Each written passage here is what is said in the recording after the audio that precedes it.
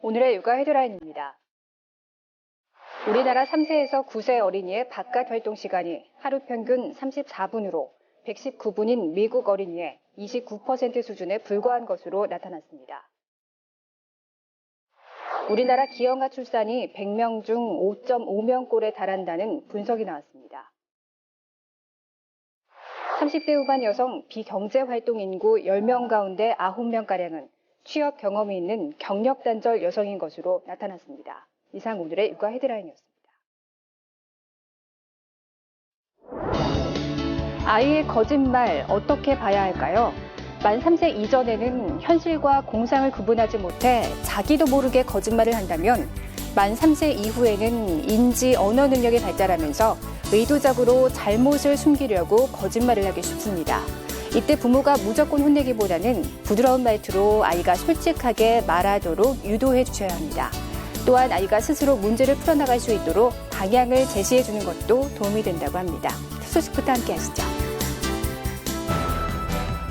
우리나라 3세에서 9세 어린이의 바깥 활동 시간이 하루 평균 34분으로 119분인 미국 어린이의 29% 수준에 불과한 것으로 나타났습니다. 국립환경과학원이 발표한 어린이 노출 개수 자료에 따르면 3세에서 6세 어린이가 하루 32분, 7세에서 9세 어린이는 36분을 밖에서 활동하며 보내는 것으로 조사됐습니다.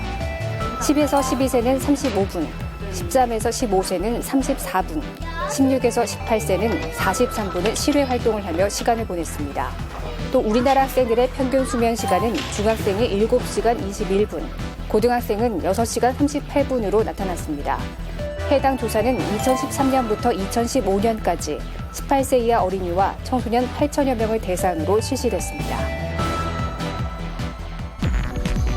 우리나라 기형아 출산이 100명 중 5.5명꼴에 달한다는 분석이 나왔습니다. 임종환 인하의대 사회예방의학교실 교수팀은 2009년에서 2010년 사이 국내 7대 도시에서 출생한 40만 3,250명 중 건강보험 진료비 청구서에 선천성 기형 질환으로 분류된 아이들을 분석한 결과 이같이 나타났다고 밝혔습니다.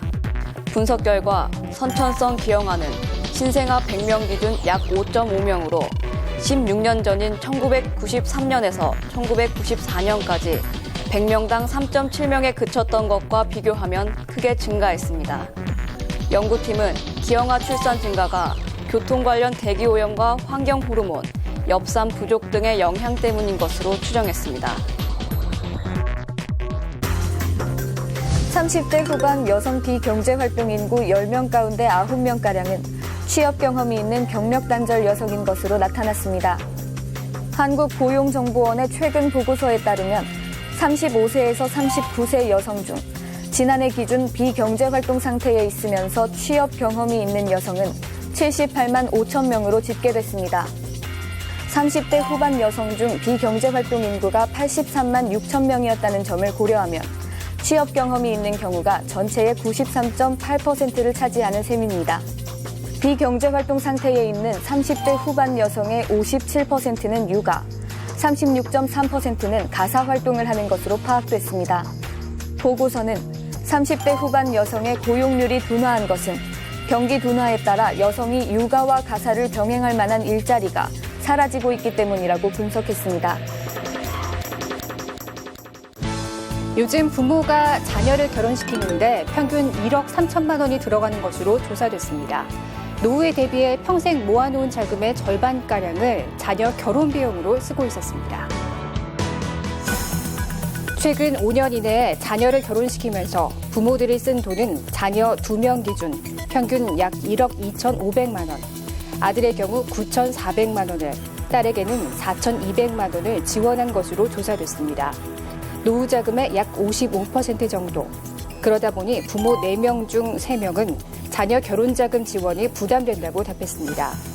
자금 마련 방법으로는 예적금이 93%로 가장 많았고 퇴직금 사용, 개인연금, 보험해약, 주택 처분 등도 적지 않았습니다.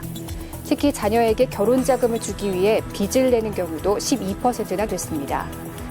한마디로 무리해서 자녀들을 결혼시키고 있다는 얘기인데 부모로서의 책임감 때문으로 분석됐습니다. 실제 부모의 67%는 자녀의 결혼을 집안 간 혼사로 봤으며 부모로서 치러야 할 숙제로 보는 비중도 71%나 됐습니다.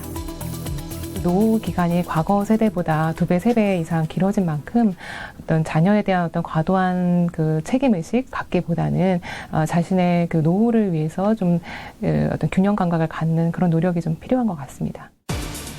자녀 세대 역시 결혼 비용을 부모에게 전적으로 기대하기보다는 함께 부담을 나누는 것으로 인식의 전환이 필요하다는 지적입니다. 인터넷 포털 사이트에서 신생아 입양을 검색하자 신생아를 입양 보내겠다 혹은 입양받고 싶다는 글이 쏟아집니다. 대부분 출산을 알리깃거리는 미혼모와 입양 사실을 숨기고 싶어하는 부부들. 인터넷을 통해 신생아를 6명이나 산 20대 여성이 경찰에 적발되는 등 불법 입양 사건도 끊이지 않습니다.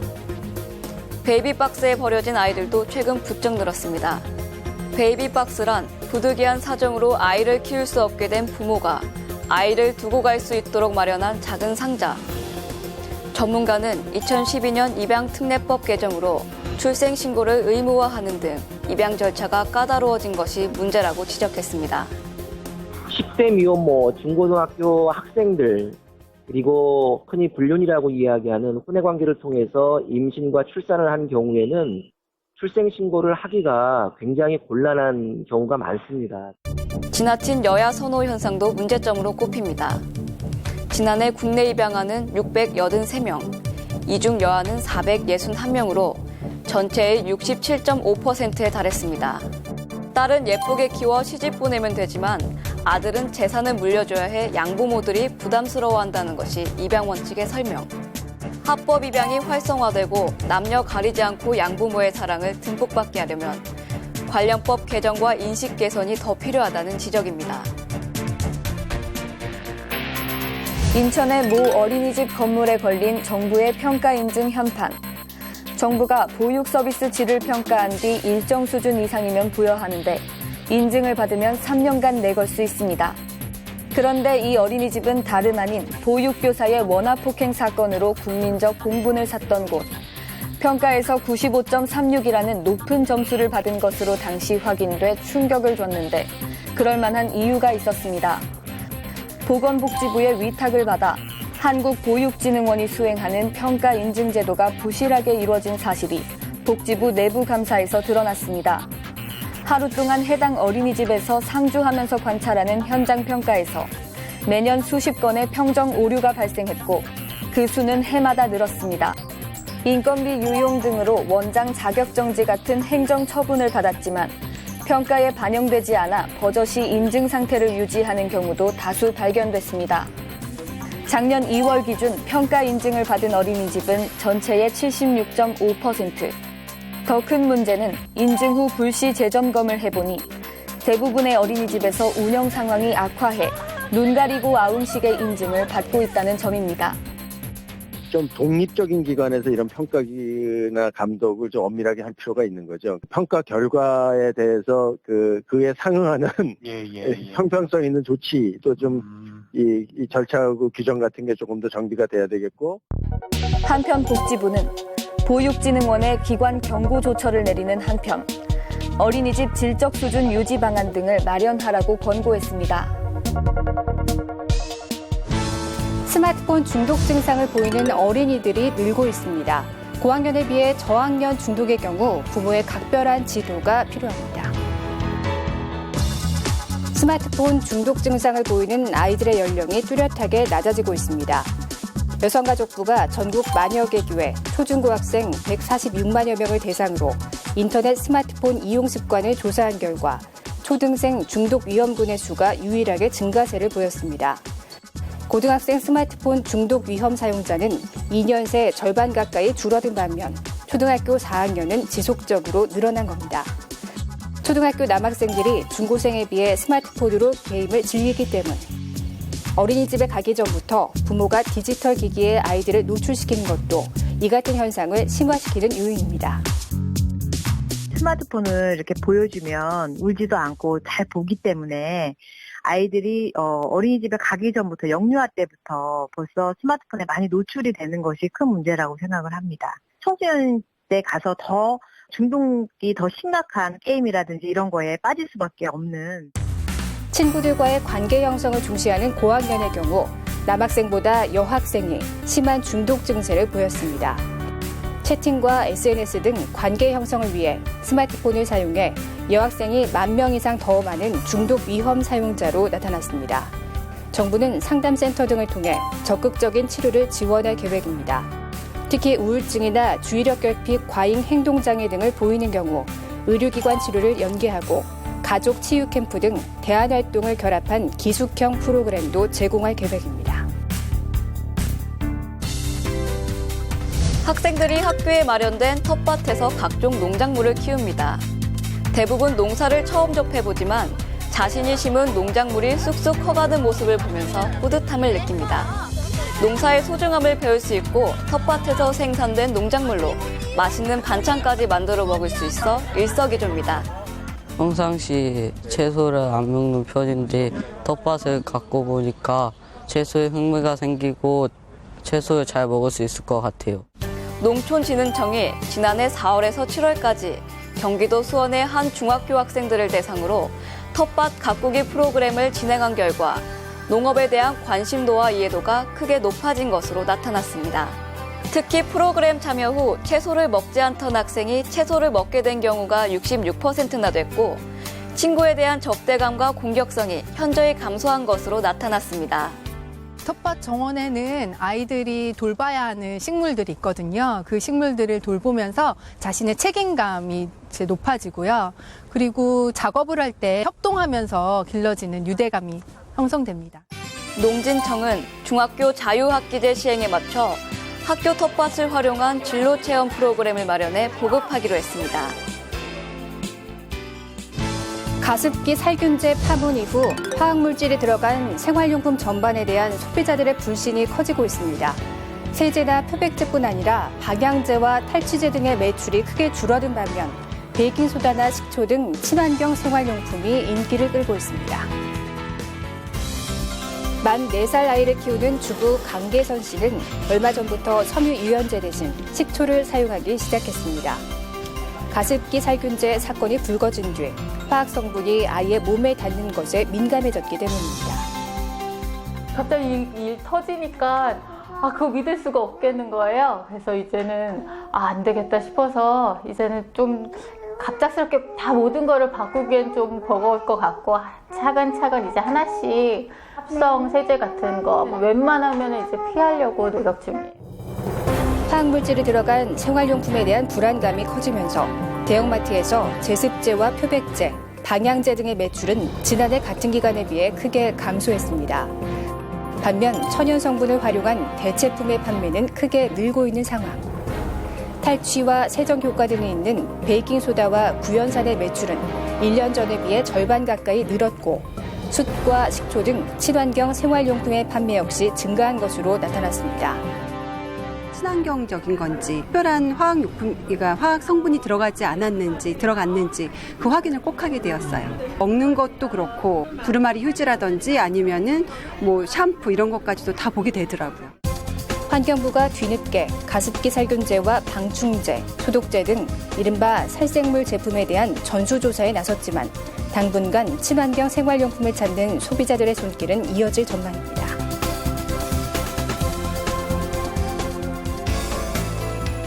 지난 5월 11일 국회의원회관 제1소회의실에서는 제6회 싱글맘의 날 기념 국제 컨퍼런스가 열렸습니다. 이번 컨퍼런스는 한국미혼모 가족협회와 뿌리의 집이 주관하고 김춘진, 신경림 국회의원과 한국미혼모 지원 네트워크 등 9개 단체들이 공동 주최한 행사로 출생 등록제와 양육비 이행을 통한 아동 권리 옹호의 길이란 주제로 열렸습니다. 싱글맘의 날은 아동의 권리와 모성의 존엄에 대한 근원적인 성찰에 기초해 우리 사회의 아동 양육 체계를 친생 가족 중심적으로 재구성해갈 것을 촉구하기 위해 2011년부터 5월 11일을 싱글맘의 날로 정하고 매년 컨퍼런스와 행사를 이어오고 있습니다. 미혼모의 아이들이 그 유기라든가 매매에 많이 저희 아이들이 관련이 되어 있어서 또 그 아동복지라는 것이 이 아동만에 관련된 복지만 하고 이게 연관성이 있는 다 같이 살 수 있는 그런 복지가 아니어서 저희가 그 아이와 엄마가 함께 같이 살 수 있는 그런 이제 환경을 만들기 위해서 저희 싱글맘을 개최를 계속하고 있습니다. 이번 컨퍼런스에서는 총 2부로 진행됐는데 1부에서는 영아의 생존권과 건강권 보장을 위한 출생신고 전산화 방안과 아동 인권 보호를 위한 출생신고 제도의 개선을 발제로 한 출생신고의 문제와 해결책에 대해 토론이 진행됐습니다. 또한 2부에서는 양육비 이행관리원 출범을 갖는 의미와 향후 과제에 대한 발제를 시작으로 양육비 이행 지원 제도와 아동의 권리에 대한 다양한 토론이 진행됐습니다. 이번 싱글맘의 날 기념 컨퍼런스는 출생 등록제의 개선으로 불법 입양 등 아동 인권이 심각하게 침해받는 사례를 방지하고 양육비 이행 관리의 현실을 되짚어보는 계기가 된 자리였습니다. 이번 시간은 인터넷에 올라온 재미있는 영상을 알아보는 포커스 핫클립 시간입니다. 어떤 재미있는 영상이 올라왔는지 한번 만나보시죠. 한 지하철 승강장에 백발의 할아버지가 서 있는데요. 갑자기 꼬마 소년이 달려와 그의 이름을 묻습니다. 할아버지가 이름을 말하자 친구들을 불러 모으는 소년. 기다렸다는 듯 쪼르르 달려나온 아이들은 할아버지의 이름으로 노래를 부르기 시작하죠. 스웨덴의 한 영상 제작팀이 삭막해져가는 도시 안에서 따뜻한 미소와 말 한마디가 이웃을 얼마나 행복하게 하는지 보여주려고 이 실험 영상을 제작했다고 합니다. 합창을 마치고 할아버지를 두 팔 벌려 꼭 껴안아주는 아이들. 영상을 보는 우리들까지도 덩달아 기분 좋게 하는 몰래 카메라네요. 스노모빌을 탄 채 달리는 트럭 밖으로 튀어나오는 선수. 도로를 종횡무진 누비는 것도 모자라 경사로를 도약해 고난도의 공중점프도 가볍게 성공하는데요. 전설적인 스노모빌 선수 미국의 레비 라발리입니다. 그는 고향 세인트폴 지역의 협조로 도심 한가운데서 최고의 스노모빌 묘기 영상을 제작할 기회를 얻었는데요. 이를 위해 도시 명소마다 눈더미를 쌓아 인공 장애물을 제작하고 눈이 없는 아스팔트에서도 달릴 수 있는 맞춤형 스노모빌을 타고 갖가지 기술을 시도했습니다. 나선영의 주차장에서도 마치 경주용 자동차처럼 묘기를 선사한 주인공. 무거운 스노모빌과 함께 건물 사이를 날아가는 모습이 한 마리 새가 따로없네요. 부엌이 떠나가라 박장대소를 하는 아기입니다. 대체 뭐 때문에 이렇게 즐거워하나 했더니 아빠가 아스파라거스를 베어 물다 떨어뜨릴 때마다 숨이 넘어갈 듯 웃음을 터뜨립니다. 이렇게 계속 웃으면 지칠 법도 한데요. 아빠 또 보여주세요 라고 말하는 듯 아빠를 향해 한박 웃음을 짓습니다. 아빠가 밥 먹는 모습이 세상에서 제일 웃긴 이야기. 보고 있는 우리들에게도 절연되는 무척 사랑스러운 웃음이네요.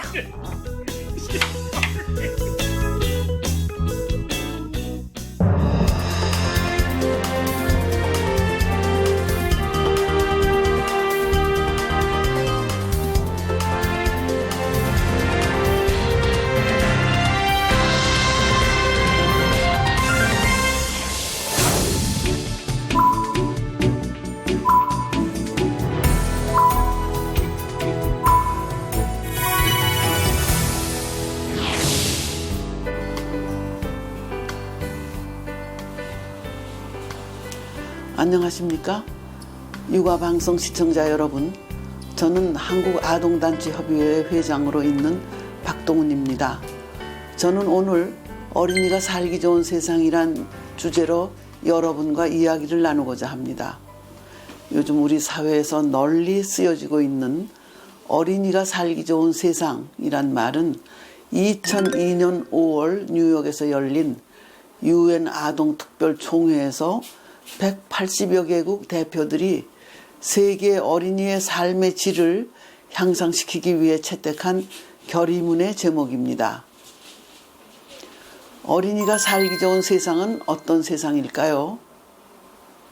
어린이가 존중받는 사회, 어린이가 인종이나 출신, 경제적인 배경에 관계없이 차별받지 않는 사회, 어린이가 모든 위험한 환경으로부터 보호받는 안전한 사회, 특히 아동 학대와 폭력이 없는 사회, 과도한 공부의 압박에서 벗어나 쾌적한 환경에서 뛰어놀며 충분한 휴식을 가지고 부모의 사랑을 받으며 건강하게 자랄 수 있는 사회를 말합니다. 이런 사회를 만드는 데는 정부와 사회와 가정이 다 함께 힘을 합해 노력을 해야 하지만 그 중에서도 가정에서의 부모의 역할, 즉 가정교육과 육아가 제일 중요하다고 할 수 있겠죠. 많은 아동 학대가 가정에서 일어납니다. 부모나 친척 등이 훈육을 핑계로 신체적인 폭력을 가하거나 학대하거나 모욕적인 말을 하는데 그래서는 안 됩니다. 가정에서의 폭력은 보는 것만으로도 어린이에게 큰 상처를 남기기 때문이죠. 또 요즘 우리 아이들은 공부에 시달리느라 숨이 막힐 지경입니다. 밤 늦게까지 학원에 다니느라 잠도 제대로 못 자고 늘 피곤하죠. 그런 모습을 볼 때마다 참으로 안타깝습니다. 그 시기 아이들에게는 친구들과 함께 뛰어놀 수 있는 기회를 만들어주고 공부 사이사이 충분히 쉴 수 있는 시간을 주어야 합니다. 우리 아이들은 이미 지구촌 시대를 살고 있습니다. 어린이들은 어려서부터 다양한 문화의 차이를 이해하는 다문화 교육을 받으며 세계 시민으로 자라도록 키워야 합니다. 같은 반 친구들이나 이웃 친구들과도 서로 배려하고 존중하도록 가르쳐야 합니다. UN 아동 권리 협약은 이 세상 모든 어린이는 태어날 때부터 생존의 권리, 보호받을 권리, 발달할 권리, 자신의 일에 관련되는 일을 알고 의견을 말할 참여의 권리, 그리고 휴식을 취하고 놀이를 할 권리 등을 갖는다고 규정하고 있습니다. 올해 어린이 주간을 맞아 정부가 제정하여 선포한 아동 권리 헌장은 바로 이런 아동의 권리를 지켜주겠다는 약속입니다. 전문과 국외항으로 되어 있는 아동 권리 헌장을 부모님께서도 잘 읽어보시고 아이들에게도 가르치십시오. 자기에게 주어진 권리가 중요하다는 것을 알아야 다른 아이의 권리도 똑같이 중요하다는 것을 알게 되는 것입니다. 1990년 제임스 그란트 당시 유니세프 총재는 이렇게 말했습니다. 미래에 대한 가장 확실한 투자는 어린이이다. 어린이에게 투자하라. 결코 실패하지 않을 것이다. 좋은 가정 환경에서 부모의 사랑을 듬뿍 받으며 충분한 영양을 섭취하고 양질의 교육을 받으며 건강하게 자란 어린이가 미래의 주인공이 될 때 우리 사회는 정치, 경제, 사회적으로 평화롭고 안정된 사회를 이루게 될 것입니다. 감사합니다.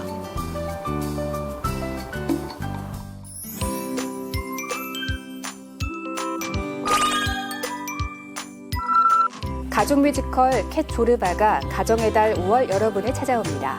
기간은 5월 29일까지이며 장소는 서울 용산구 국립중앙박물관 내 극장 용입니다. 자세한 공연 정보는 홈페이지에서 확인하실 수 있습니다. 제22회 국제임신출산 유아교육 박람회가 열립니다. 기간은 6월 9일부터 12일까지이며 장소는 경기도 일산 킨텍스 제1전시장 4-5홀입니다. 자세한 박람회 정보는 홈페이지나 전화로 문의 가능합니다. 가습기 살균제에 이어 널리 쓰이고 있는 탈취제도 유해 논란이 뜨겁습니다. 탈취제에 포함된 살균 물질인 제4급 암모늄 클로라이드 성분이 폐로 들어가게 되면 치명적이라고 하는데요. 시중에 판매 중인 화학 제품의 98%가 안전성 검사를 거치지 않은 현실. 국민의 안전을 책임져야 하는 정부 차원의 실질적 대책 마련이 시급합니다. 육아 포커스 마칩니다. 시청해주신 여러분 고맙습니다.